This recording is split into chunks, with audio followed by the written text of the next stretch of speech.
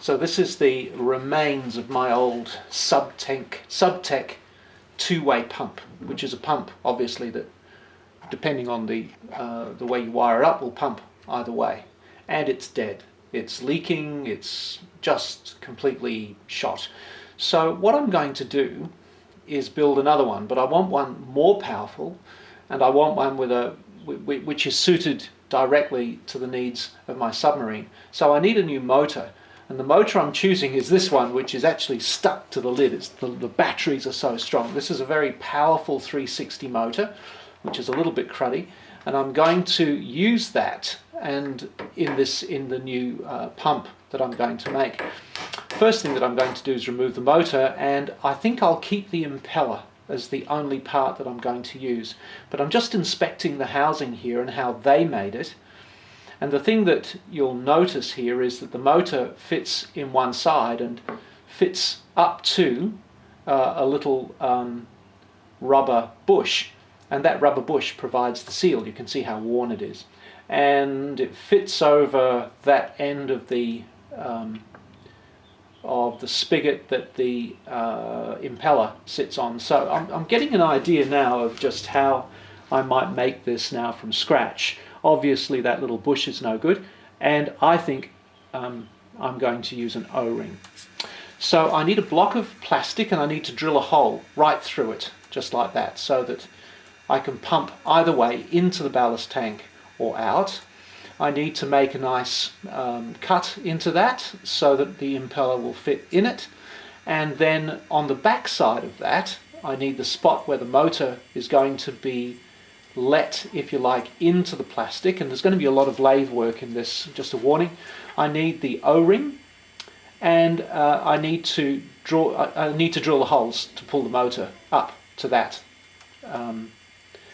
end, and then on this side I need the bush that's going to hold the impeller, which is also going to be a perfect fit for the O-ring.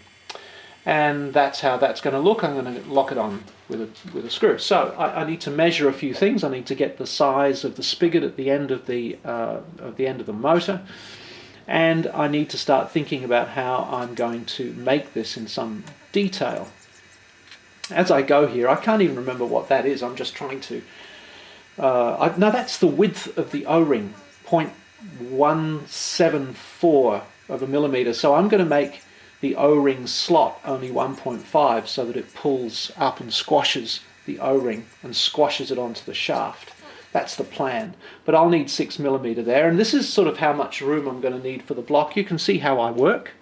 It's a mess, but fine with me. That's the block of plastic I'm going to use. This is stuff that came out of a skip of a plastic shop at some point. And this is the old motor. And it sounds, that's as good as it ever was really, but it just is, it's really quite sick. So now we'll try this one.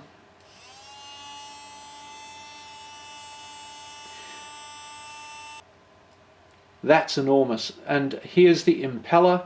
Just measuring a few things. I need to make sure I make this, just seeing how much clearance they gave it in the Subtech pump. I'll probably just mimic that in this one. But there we go, getting a bit more complicated as we go on here now. I know how big the hole is going to be.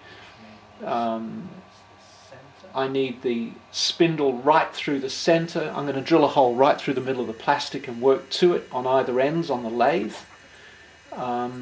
And just working out the distances for drilling the holes into the block of plastic. So now I'm using a nice fine center drill and this lovely arrangement here to get this drill spot on. Slide, what's it called? A compound slide. And I'm just working up drill by drill to get the hole right for the water pump. This is going to be the hole that's going to shoot the water into my ballast tank. For your interest, my ballast tank used to take at least 40 seconds to fill. It now takes 12. It's ridiculous how powerful this is, and I've got to say it's really efficient too. Just bobs to the surface with this. Now I have to make sure I've got the hole that I want right in the spot that I want, and this is going to go right through the boat, right through this block of plastic. And I'm centering this in on a 4-jaw chuck. I love a 4-jaw chuck because you can do this kind of thing. As you can see, I've got that piece of brass set in there, I've got the dial indicator, and I'm just working away at this until I've got it spot on, so that I can now cut into the front of that piece of plastic. First thing I'm going to do, of course, is drill through it. Now this is the shape that I want, 9mm deep, 27 across, and there it is. And I'm still in the process of sort of smoothing that out and just getting the final width right. But it's a piece of cake, really. It's very nice to do this, and the worst that can go wrong with a lathe like this is that you can overcut something and start again, but there you have it. But there it is, that's where it fits. That's going to look very nice in there. And you can see the hole running through. I've cut into the side of it, but that's not a problem. And this drill is a perfect sliding fit for the O-ring. So that's exactly what I want the spigot to be. And that's how I'm going to work that out. Gee, I'm working out something here. I've got no idea what it is. I'm sure it's good. Ah, yes. And this is now, I've now let into the base of that the cut for the O-ring. And I'm just testing it here. It's a little bit tight at this point, and I'm going to cut a bit more, but there it is fitting in there, and it's just proud, as you can see. So when the motor squishes up against that, it tightens it even more onto the shaft, which is the part that you can see at the end of this little spigot. And I'm just parting that off. I've got a slight variation in the journal. One is a good sliding fit and the other's tight, and I'm just going to use my vise to push that in to the impeller, which I've done here. And now I've drilled a hole in it already. I'm just putting a tap through there so that I can lock it on. The interesting thing is that that powerful motor has actually got a flat on the shaft, so I can lock straight onto that. Now once again, using the old faithful drill with a mill attached and the compound slide, I'm just going to square up this piece of plastic and make it all very nice, using a bit of speed here, obviously. Don't go that fast really, but this is a very simple process, and gee, it works really well with plastic in particular. Now you can see I've glued this together. I've got a back now on it as well, and it's looking pretty darn good, I think. I've had the O-ring in there. It's fitting very nicely. So I'm going to assemble this now, and I'm going to assemble it with a little bit of silastic with the O-ring as well. That's just an assistance, I think. Can't do any harm. And even if it sticks things, the next morning, as soon as you turn it, you'll just turn it and it will free up. Okay, we put the motor in. Now the trick is, look at that. Is that good or isn't it? Told you it was powerful. Hammers the water in and out. It's terrific. So the next step, I've even put a drain hole in there so that I can drain any water that comes in around the base of the motor. So now this is the end cap.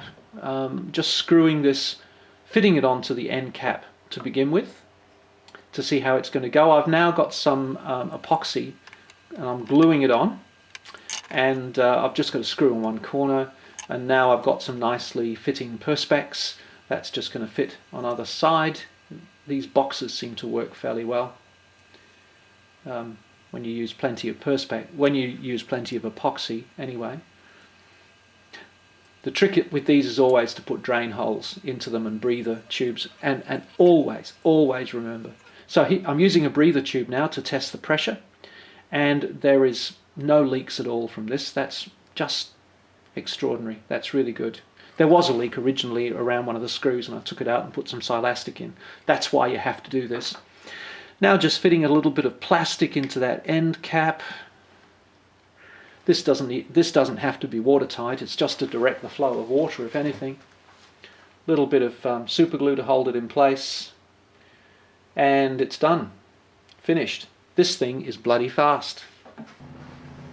Now, one final thing that I didn't mention is that I built this and then realized, hold on, I need to make sure air can get into this. And in fact, it's very important with every part, particularly of a submarine, that you can release components so that moist air can be exposed to the atmosphere. So I put a hatch on the side of this plus another component, and you can see how I've done that. It's simply a matter of making it out of silastic.